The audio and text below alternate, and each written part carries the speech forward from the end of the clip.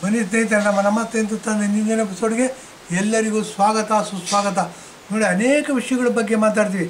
But ಬೇಸಿಕ್ಕಾಗಿ ನಾವು concentrate ಮಾಡ್ತಕ್ಕಂಥ ವಿಷಯ ದೇಶ ಪ್ರೇಮ, ಪೇಟ್ರಿಯಾಟಿಸಮ್, ಹಿಂದೂ ಧರ್ಮ, ಮತ್ತು ಆಯುರ್ವೇದ ಮತ್ತು ಬದುಕು. ಇಷ್ಟು ನಮ್ಮದು ಬೇಸಿಕ್ ಸಬ್ಜೆಕ್ಟು. ಇವತ್ತು ಬೇಸಿಕ್ ಸಬ್ಜೆಕ್ಟ್ ಬಗ್ಗೆ ಮಾತಾಡಬೇಕು ಅಂತ ನಮ್ಮಲ್ಲಿ ತೀರ್ಮಾನ ಆಗಿದೆ. ಅದರಲ್ಲೂ ನೋಡಿ, ಬೇಸಿಕ್ ಅಂತಂದರೆ ಬದುಕೋದಕ್ಕೆ ಮೂಲಭೂತವಾಗಿ ಏನಪ್ಪ ಬೇಕು ಅಂತ ನಾವು ಯಾರು ಕ್ವಶನ್ ಮಾಡಿಕೊಂಡ್ರೆ, ಮೂಲಭೂತವಾಗಿ ನಮ್ಗೆ ಬೇಕಾಗಿರೋದು ನೀರು. ನೋಡಿ, ನಮ್ಮ ಆಯುರ್ವೇದದಲ್ಲಿ 20,000 ವರ್ಷಗಳಿಂದ ಹಿಂದಿನಿಂದ ತೊಗೊಂಡು ಬಂದರೆ ಪಂಚಭೂತಗಳು ಅಂತ ಹೇಳ್ತೀವಿ. ಪಂಚಭೂತಗಳಲ್ಲಿ ನೋಡಿ, ನೀರು ಸಹ ಒಂದು. ಏನು ಅಂದರೆ ಅಗ್ನಿ, ವಾಯು, ಆಕಾಶ, ಭೂಮಿ ಮತ್ತು ನೀರು H2 ಅಂತ ಕರೀತಾರೆ ಕೆಮಿಸ್ಟ್ರಿ ಒಳಗೆ. H2 ಅಂತಂದರೆ ಹೈಡ್ರೋಜನ್ ಅನ್ನೋದು ಜಲಜನಕ ಅಂತ ಕರೀತಾರೆ. ಅದು ಬೆಂಕಿ ಹತ್ಕೊಂಡು ಉರಿದು ಹೋಗುತ್ತೆ. ಅದಕ್ಕೆ ಉರಿಯೋದಕ್ಕೆ ಪೂರಕವಾಗಿ ಆಗ್ತದೆ ಬೇಕೇ ಹೊರತು ಜಲಜನಕ ತಾನೇ ಉರಿದು ಹೋಗುತ್ತೆ. ಆ ಜಲಜನಕ 2 ಅಂಶ ಮತ್ತು ಆಮ್ಲಜನಕ 1 ಅಂಶ ಸೇರಿಕೊಂಡು ನೀರಾಗುತ್ತೆ. H2 ಅಂತ 1 ವಾಟರ್ ಪಾರ್ಟಿಕಲ್ ಆಗುತ್ತೆ. ಇದು ಗಮನದಲ್ಲಿ ಇಟ್ಕೋಬೇಕು. ಈ H2O ಅನ್ನೋದು ನೀರಿಗೆ ಇರ್ತಕ್ಕಂಥ ಕೆಮಿಕಲ್ ನೇಮು. ಈ ನೀರಿಲ್ಲ ಅಂತಂದರೆ ಭೂಮಿ ಮೇಲೆ ಯಾವುದೇ ಬೆಳೆ ಬೆಳೆಯೋದಿಲ್ಲ, ಮನುಷ್ಯ ಬದುಕೋಕ್ಕೆ ಸಾಧ್ಯ ಇಲ್ಲ, ಪ್ರಾಣಿಗಳು ಬದುಕೋದಿಲ್ಲ. ಇದು ಬೇಸಿಕ್ಕಾಗಿ ತಿಳ್ಕೋಬೇಕು. ಈ ಥರ ನೀರು ಬೇಕು ಅಂತಂದರೆ ಮನುಷ್ಯನ ಬದುಕಿಗೆ ಎಷ್ಟು ಅವಶ್ಯಕ ಅನ್ನೋದ್ರ ಬಗ್ಗೆ ಮಾತಾಡ್ತಾ ಹೋಗ್ಬೇಕು. ಈಗ ನೋಡಿ, ಭೂಮಿ ಎಷ್ಟೇ ದೊಡ್ಡದಾಗಿರ್ಬೋದು, 2/3 ಆಫ್ ಭೂಮಿ ಆಕ್ರಮಿಸ್ಕೊಂಡಿರೋದು ನೀರು.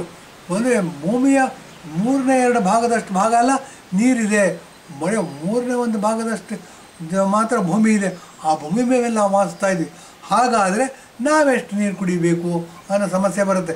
ಕೆಲವರು ಏನು ಮಾಡ್ತಾರೆ, ನೀರನ್ನ ಕಡಿಮೆ ಕುಡಿತಾರೆ. ನೀರನ್ನ ಕಡಿಮೆ ಕುಡಿಯೋದು ಒಂದು ಆರೋಗ್ಯವಂತರ ಲಕ್ಷಣ ಅಲ್ಲ. ನೀರು ಏನು ಅಂತಂದರೆ, ನಮ್ಮ ಶರೀರ ಎಷ್ಟಿದೆ ಅದನ್ನು 1/3 ಅಂತ ನಾವು ಅಂದ್ಕೊಂಡ್ರೆ, ಅಂದರೆ ನಾವು 30 kg ಇದ್ದರೆ ನಾವು ಅಟ್ಲೀಸ್ಟ್ 3 ರಿಂದ 4 ಲೀಟ್ರ್ ನೀರು ಕುಡಿಬೇಕು ಒಂದು ದಿನಕ್ಕೆ. ಇದನ್ನಾಗಿ ಇಟ್ಕೊಂಡು ಊಟ ಮಾಡಬೇಕಾದ್ರೆ ನೀರು ಕುಡಿಯೋದು ತಪ್ಪು. ಊಟ ಆದಮೇಲೆ ನೀರು ಕುಡಿಯೋದು ಒಳ್ಳೆಯದು. ಮತ್ತು ಗಂಟ್ಲಲ್ಲಿ ಏನಾದ್ರು ಸಿಗಾಕ್ಕೊಳ್ತು ಅಥವಾ ಖಾರ ಆಯಿತು, ಆವಾಗ ನೀರು ಕುಡಿಬೋದು, ಅದು ತಣಿಸೋಷ್ಟು. ಆದರೆ ಎಷ್ಟು ನೀರು ಕುಡಿಬೇಕು ಅನ್ನೋದು ಬೇಸಿಕ್ ಕ್ವಶ್ಚನ್ ಆಗಿರುತ್ತೆ. ನಾವು ಊಟವನ್ನು ಎಷ್ಟು ಮಾಡ್ತೀವಿ ಅದರ ಡಬಲ್ ನೀರು ಕುಡಿಬೇಕು. ದಿನ ಪೂರ್ತಿ ನಾವು 3 ರಿಂದ 4, 5, 6 ಲೀಟ್ರ್ವರೆಗೂ ನೀರು ಕುಡಿಬೋದು. ವೆಯ್ಟ್ ವ್ಯತ್ಯಾಸ ಆದಂಗೆ ಇದು ವ್ಯತ್ಯಾಸ ಆಗುತ್ತೆ. ನಮ್ಮದು ಫುಡ್ ಏನು ನಾವು ಸಾಲಿಡ್ಡಾಗಿ ತೊಗೋತೀವಿ ಅದರ 3 ಪಟ್ಟು ನೀರು ಕುಡಿಯೋದು ಜನರಲಾಗಿ ಒಳ್ಳೆಯದು. ಈ ಥರ ನೀರು ಕುಡಿಯೋದ್ರಿಂದ ಏನಾಗುತ್ತೆ, ನಾವು ಅನೇಕ ಕಾಯಿಲೆಗಳನ್ನ ಹೊರಗಿಡ್ಬೋದು. ನೀರೇನು ಮಾಡುತ್ತೆ, ಮನುಷ್ಯನ ಆಂತರಿಕ ಮೆಕ್ಯಾನಿಸಮ್ ಏನಿದೆ, ಡೈಜೆಸ್ಟಿವ್ ಸಿಸ್ಟಮ್ ಏನಿದೆ, ಅದನ್ನು ಶುದ್ಧಿ ಮಾಡುತ್ತೆ. ಮತ್ತು ಸರಾಗವಾಗಿ ಮೂವ್ ಆಗಬೇಕು. ಬಾಯಿಂದ ತಿಂದಿದ್ದ ಆಹಾರ ಮೋಷನ್ನಾಗಿ ಹೊರಗಡೆ ಹೋಗಬೇಕು 24 ಅವರ್ಸಲ್ಲಿ. ಅದಕ್ಕೆ ಪೂರಕವಾಗಿ ಕೆಲಸ ಮಾಡುತ್ತೆ ನೀರು. ಇದು ಫಸ್ಟ್ ತಿಳ್ಕೋಬೇಕು. ಯಾರಿಗಾದರೂ ಏನಾದರೂ ಡೈಜೆಸ್ಟಿವ್ ಪ್ರಾಬ್ಲಮಿಂದ ಕಾಯಿಲೆ ಬರ್ತಿದೆ ಅಂತಂದರೆ ಅವರು ನೀರು ಎಷ್ಟು ಕುಡಿತಾರೆ ಅನ್ನೋದ್ರ ಬಗ್ಗೆ ಯೋಚನೆ ಮಾಡಬೇಕಾಗತ್ತೆ. ಒಬ್ಬ ಮನುಷ್ಯ 4 ರಿಂದ 3, 4, 5, 6 ಲೀಟ್ರ್ ನೀರು ಕುಡಿಬೇಕು. ಆ ಕುಡಿದವರು ಆರೋಗ್ಯವಾಗಿರ್ತಾರೆ. ಮತ್ತು ವೆಯ್ಟ್ ಅಂತ ಹೇಳ್ತೀವಿ. ಏನು ಅಂತಂದರೆ 60 kg ಇರಬೇಕಾ, 70 kg ಇರಬೇಕು, 80 ಬಾಡಿ ಮಾಸ್ ಇಂಡೆಕ್ಸ್ ಅಂದ್ಬಿಟ್ಟು ಫಾರ್ಮುಲಾನೇ ಇದೆ. ನಾವು ಎಲ್ಲರ ಕೈಯಲ್ಲೂ ಸ್ಮಾರ್ಟ್ಫೋನ್ ಇರುತ್ತೆ. ಅದರಲ್ಲಿ ಬಾಡಿ ಮಾಸ್ ಇಂಡೆಕ್ಸ್ನೇ ಕ್ಯಾಲ್ಕುಲೇಟ್ ಮಾಡೋದು ಅಂತಂದರೆ ಒಂದು ಫಾರ್ಮುಲಾ ಕೊಡ್ತಾರೆ, ಅದ್ರಲ್ಲಿ ಹೋಗಿ ನೋಡ್ಬೋದು ನೀವು. ಏನು ಅಂತಂದರೆ ನೀರು ಬಹಳ ಪ್ರಾಮುಖ್ಯವಾದ ಪಾತ್ರ ವಹಿಸುತ್ತೆ. ಮೀನುಗಳು ಒಂದು ಕ್ಷಣವೂ ನೀರು ಬಿಟ್ಟಿರೋಕ್ಕೆ ಸಾಧ್ಯ ಇಲ್ಲ. ಹಾಗೆ ಮನುಷ್ಯನೂ ಸಹ ನೀರು ಬೇಕಾಗತ್ತೆ. ನೀರು ಎಷ್ಟು ಕುಡಿಬೇಕು, ಯಾತಕ್ಕೋಸ್ಕರ ಕುಡಿಬೇಕು ಅನ್ನೋದು ಬಹಳ ಮುಖ್ಯವಾಗಿ ತಿಳ್ಕೋಬೇಕಾಗಿರೋ ವಿಚಾರ. ಖಾರ ತಿಂದಾಗ ನಾವು ನೀರು ಕುಡಿತೀವಿ.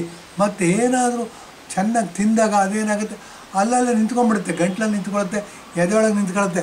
ಅಂಥ ಟೈಮಲ್ಲಿ ಹೊಟ್ಟೆ ಕಡ್ಸೋಕ್ಕೋಸ್ಕರ ನಾವೇನು ಮಾಡ್ತೀವಿ, ನೀರು ಕುಡಿತೀವಿ. ಇದು ಅಲ್ಲದೆ ಏನಾಗುತ್ತೆ, ನಮ್ಮ ರಕ್ತ ಸಂಚಾರ ಸರಿಯಾಗಿರಬೇಕು, ಹೆಮೋಗ್ಲೋಬಿನ್ ಸರಿಯಾಗಿರಬೇಕು, ಮತ್ತು ನಮ್ಮ BP ನಾರ್ಮಲ್ ಆಗಿರಬೇಕು ಅಂತಂದರೆ ಬಹಳ ಪ್ರಮುಖವಾದ ಅಂಶ ನೀರನ್ನು ಚೆನ್ನಾಗಿ ಕುಡಿಬೇಕು. ಯಾವ ಮನುಷ್ಯ ನೀರನ್ನು ಚೆನ್ನಾಗಿ ಕುಡಿತಾನೆ, ಊಟದ ಪ್ರಮಾಣ ಏನಿರುತ್ತೆ, 1 kg ಅಷ್ಟು ಊಟ ಮಾಡಿದ್ರೆ 2, 2.5 kg, 3 kg ಅಷ್ಟು ನೀರು ಕುಡಿಬೇಕು. ಇದು ಮಾಡೋದೇ ಇಲ್ಲ ನಾವು.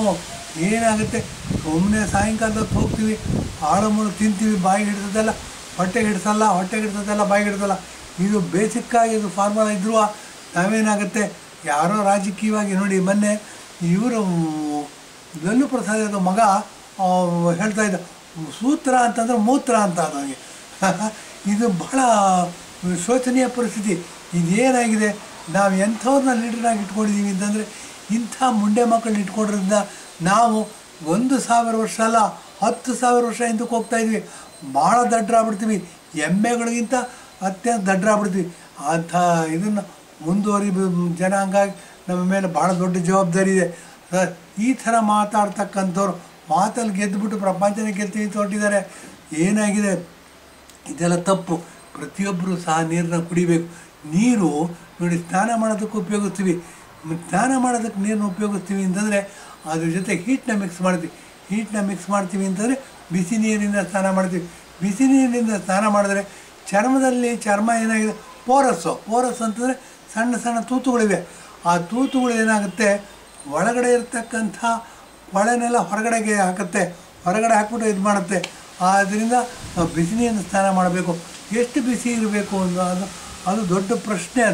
ಅದೇನಾಗುತ್ತೆ, 30, 35, 36 ಡಿಗ್ರಿ ಸೆಂಟಿಗ್ರೇಡ್ ಶರೀರದ ತಾಪಮಾನ ಇರುತ್ತೆ. ಅದಕ್ಕಿಂತ 3, 4, 10 ಡಿಗ್ರಿ ಸೆಂಟಿಗ್ರೇಡ್ವರೆಗೂ ಜಾಸ್ತಿ ನೀರು ಇದು ಮಾಡ್ಬೋದು. ಅದಕ್ಕಿಂತ ಜಾಸ್ತಿ ಆದರೆ ಚರ್ಮ ಸುಟ್ಟು ಹೋಗುತ್ತೆ. ಏನು ಬದನೆಕಾಯಿನ ನಾವು ಕುದಿಯೋ ನೀರಿಗೆ ಹಾಕಿದ್ರೆ 2 ನಿಮಿಷ ಹಾಕಿದ್ರೆ ಹೇಗೆ ಸುಟ್ಟು ಹೋಗುತ್ತೆ, ಹಾಗೆ ಚರ್ಮನೂ ಸುಟ್ಟು ಹೋಗುತ್ತೆ. ಇದರಲ್ಲಿ ಹೆಣ್ಣುಮಕ್ಕಳಿಗೆ ಅತ್ಯಂತ ಬೇಸಿಕ್ಕಾಗಿ ಬೇಕಾಗಿರ್ತಕ್ಕಂಥ ಒಂದು ಅಂಶ ಹೇಳೋದಕ್ಕೆ ಇಷ್ಟಪಡ್ತೀನಿ. ಏನು ಅಂದರೆ, ನಾವು ಮುಖ ತೊಳ್ಕೊತೀವಿ. ಎಸ್ಪೆಷಲಿ ಹೆಣ್ಮಕ್ಳುಗಳು ಏನು ಅಂತಂದರೆ, ಮುಖ ತೊಳ್ಕೊಬೇಕಾದ್ರೆ ಯಾವತ್ತೂ ಬಿಸಿ ನೀರನ್ನ ಮುಖಕ್ಕೆ ಮುಟ್ಟಿಸ್ಬಾರ್ದು. ತಲೆ ತಣ್ಣಗಿರಬೇಕು ಅಂತ ಹೇಳ್ತೀವಿ, ಕಾಲು ಬಿಸಿಯಾಗಿರಬೇಕು ಅಂತ ಹೇಳ್ತೀವಿ. ಬಿಸಿ ನೀರು ಉಪಯೋಗಿಸ್ಬೇಕು ಅಂತಂದರೆ ಕಾಲಿಂದ ಫಸ್ಟ್ ಬಿಸಿ ನೀರನ್ನ ಹಾಕ್ಕೊಂಡು ಆಮೇಲೆ ಮೇಲಕ್ಕೆ ಹೋಗ್ತಾ ಹೋಗಬೇಕು. ತಣ್ಣೀರನ್ನ ಸ್ನಾನ ಮಾಡಬೇಕು, ಫಸ್ಟ್ ತಲೆ ಮೇಲೆ ಹಾಕ್ಕೊಂಡು ಸ್ನಾನ ಮಾಡಬೇಕು. ಇಂಥ ವಿಷಯಗಳನ್ನೆಲ್ಲ ತಿಳ್ಕೊಂಡ್ರೆ ನಮಗೆ ನೀರಿನ ಮ್ಯಾನೇಜ್ಮೆಂಟ್ ಬಗ್ಗೆ ಸ್ವಲ್ಪನಾದ್ರು ಗೊತ್ತಿದೆ ಅಂತ ಆಗುತ್ತೆ. ಸ್ನಾನ ಮಾಡೋದೇ ಗೊತ್ತಿರೋಲ್ಲ ನಮಗೆ. ಏನಾಗುತ್ತೆ, ಮನೆ ಒಳಗೆ ಹೋಗ್ತೀವಿ, ಶವರ್ನ ಆನ್ ಮಾಡ್ತೀವಿ, ಬಿಸಿನೀರನ್ನ ತಲೆ ಮೇಲೆ ಬಿಟ್ಕೋತೀವಿ. ಏನಾಗುತ್ತೆ, ಇದರಿಂದ ಹಾರ್ಟ್ ಅಟ್ಯಾಕ್ಗಳು ಜಾಸ್ತಿ ಆಗುತ್ತೆ. ರಕ್ತದ ಸಂಚಾರದಲ್ಲಿ ಏರುಪೇರು ಉಂಟಾಗುತ್ತೆ. ಯಾವಾಗ ರಕ್ತ ಸಂಚಾರ ಏರುಪೇರಾಗುತ್ತೆ, ಹಾರ್ಟ್ ಒಂದು ಪರ್ಟಿಕ್ಯುಲರ್ ಕ್ವಾಂಟಿಟಿ ಆಫ್ ಬ್ಲಡ್ನ ಮಾತ್ರ ತಗೊಳ್ಳೋದಕ್ಕೆ ಡಿಸೈನ್ ಆಗಿರೋದು. ಅದೇನಾಗುತ್ತೆ, ಹೆಚ್ಚು ಕಡಿಮೆ ಆದರೆ ತಡ್ಕೊಳ್ಳೋಷ್ಟು ಹೆಚ್ಚು ಕಡಿಮೆ ಆದರೆ ಪರವಾಗಿಲ್ಲ, ಆದರೆ ತುಂಬ ಹೆಚ್ಚು ಕಡಿಮೆ ಆದರೆ ತಡ್ಕೊಳ್ಳೋದಿಲ್ಲ, ಹಾರ್ಟ್ ಅಟ್ಯಾಕ್ ಆಗುತ್ತೆ. ಮೊನ್ನೆನೋ ಹಾರ್ಟ್ ಅಟ್ಯಾಕ್ ಬಗ್ಗೆ ಮಾತಾಡಿದ್ವಿ ನೋಡಿ. ಹಾರ್ಟ್ ಅಟ್ಯಾಕ್ ಬಗ್ಗೆ ಮಾತಾಡಬೇಕು ಅಂತ ಯಾರು ಬಿಸಿನೀರು ಸ್ನಾನ ಮಾಡ್ತಿರ್ತಾರೆ, ಯಾರು ತಣ್ಣೀರು ಸ್ನಾನ ಮಾಡ್ತಿರ್ತಾರೆ, ತುಂಬ ಸೂಕ್ಷ್ಮವಾಗಿ ಗಮನಿಸಬೇಕಾದ ಅಂಶ. ಇವರು ಹಾರ್ಟ್ ಅಟ್ಯಾಕ್ ಆಗಿ ಏನಾದ್ರು ಪ್ರಾಬ್ಲಮ್ ಆಯಿತು ಅಂದರೆ ಇವರು ತಣ್ಣೀರು ಸ್ನಾನ ಮಾಡ್ತಾರೋ ಬಿಸಿನೀರು ಸ್ನಾನ ಮಾಡ್ತಾರೋ ಅನ್ನೋದ್ರ ಬಗ್ಗೆನೂ ಕೇಳಬೇಕು. ಬಿಸಿನೀರು ಸ್ನಾನ ಮಾಡ್ತಿದ್ರೆ ಎಲ್ಲಿಗೆ ತಲೆ ಮೇಲೆ ಹಾಕೋತಾರೆ ಬಿಸಿನೀರು ಫಸ್ಟು, ಅಥವಾ ಕಾಲಿಗೆ ಹಾಕೋತಾರೆ ಅನ್ನೋದ್ರ ಬಗ್ಗೆ ಕೇಳಬೇಕು. ಇದನ್ನೆಲ್ಲ ಕೇಳ್ಕೊತಾ ಹೋದಾಗ ಹಾರ್ಟ್ ಅಟ್ಯಾಕ್ ಆಗೋದಕ್ಕೆ 1000 ರೀಸನ್ಗಳಿವೆ. 1000 ರೀಸನ್ಗಳಲ್ಲಿ ಮೊನ್ನೆ ಒಂದು ರೀಸನ್ ಬಗ್ಗೆ ಮಾತಾಡಿದೆ, ಇವತ್ತು 2ನೇ ರೀಸನ್ ಬಗ್ಗೆ ಮಾತಾಡ್ತೀನಿ. ನೀರನ್ನ ಸ್ನಾನ ಮಾಡಬೇಕು ಅಂತಂದರೆ, ಬಿಸಿ ನೀರನ್ನ ಸ್ನಾನ ಮಾಡಬೇಕು ಅಂದರೆ ಕಾಲಿಗೆ ಫಸ್ಟ್ ಹಾಕ್ಕೊಂಡು ಆಮೇಲೆ ಮೇಲಕ್ಕೆ ಹೋಗಬೇಕು. ತಲೆಗೆ ಲಾಸ್ಟಲ್ಲಿ ಹಾಕೋಬೇಕು. ಕಾಲಿಗೇನು ಬಿಸಿ ಹಾಕ್ಕೊಂಡಿರ್ತೀವಿ ಆದರೆ ಅರ್ಧದಷ್ಟು ಬಿಸಿ ಸಾಕು ತಲೆಗೆ. ಇದನ್ನು ಸ್ನಾನ ಮಾಡೋದಕ್ಕೆ ಎಷ್ಟು ಉಪಯೋಗಿಸ್ಬೇಕಾದ್ರೆ ಕುಡಿಯೋದಕ್ಕೆ ಎಷ್ಟು ಉಪಯೋಗಿಸ್ಬೇಕು. ಬಿಸಿ ನೀರನ್ನು ಕುಡಿಬೋದು ನಾವು. ಏನಾಗುತ್ತೆ, ಊಟ ಮಾಡಿದ ಮೇಲೆ ನೀರು ಕುಡಿಯೋದು ಒಳ್ಳೆಯ ಅಭ್ಯಾಸ. ಊಟದ ಮಧ್ಯೆ ನೀರು ಕುಡಿಬಾರ್ದು. ಊಟ ಆದಮೇಲೆ ಉಗುರು ಬೆಚ್ಚನೆ ನೀರನ್ನ ಕುಡಿಬೇಕು. ಉಗುರು ಬೆಚ್ಚನೆ ನೀರು ಕುಡಿಯೋಕ್ಕಾಗಲ್ಲ ಅಂತಂದರೆ ಮಲೆನಾಡು ರೀಸನಲ್ಲಿ ಹೋದರೆ ಕಾಫಿ ಕೊಡ್ತಾರೆ ಊಟ ಆದಮೇಲೆ, ಅದು ಒಳ್ಳೆಯದು. ಏನು ಅಂದರೆ ಕಾಫಿ ತೆಗೆದುಬಿಡಿ, ಅದರೊಳಗೆ ಇರ್ತಕ್ಕಂಥ ಬಿಸಿನ ಬಗ್ಗೆ ಮಾತ್ರ ಮಾತಾಡೋದು ನಾವು. ಬಿಸಿ ಬಗ್ಗೆ ಮಾತ್ರ ಗಮನ ಕೊಡೋದಾದರೆ ಆ ಕಾಫಿನಲ್ಲಿರ್ತಕ್ಕಂಥ ಬಿಸಿ ಊಟ ಜೀರ್ಣ ಮಾಡ್ಕೊಳ್ಳೋದಕ್ಕೆ ಬಹಳ ಹೆಲ್ಪ್ ಮಾಡುತ್ತೆ. ಈ ಥರ ನೀರಿನ ಉಪಯೋಗಗಳು ಬಹಳ ಇಂಪಾರ್ಟೆಂಟ್ ಬೇಕಾಗಿರೋದು. ಅದನ್ನು ಸೈಂಟಿಫಿಕ್ಕಾಗಿ ಯೂಸ್ ಮಾಡಿದ್ರೆ ಅನೇಕ ಕಾಯಿಲೆಗಳನ್ನ ದೂರ ಇಡ್ಬೋದು. 100 ವರ್ಷ ದಾಟ್ಬೋದು ಮೆಡಿಸನ್ ಇದೆ ಅಂತ ಅಂದ್ಬಿಟ್ಟು ನೀನು ಎಪಿಸೋಡ್ ಮುಗಿಸ್ತಾ ಇದ್ದೀನಿ. ಧನ್ಯವಾದ, ನಮಸ್ಕಾರ.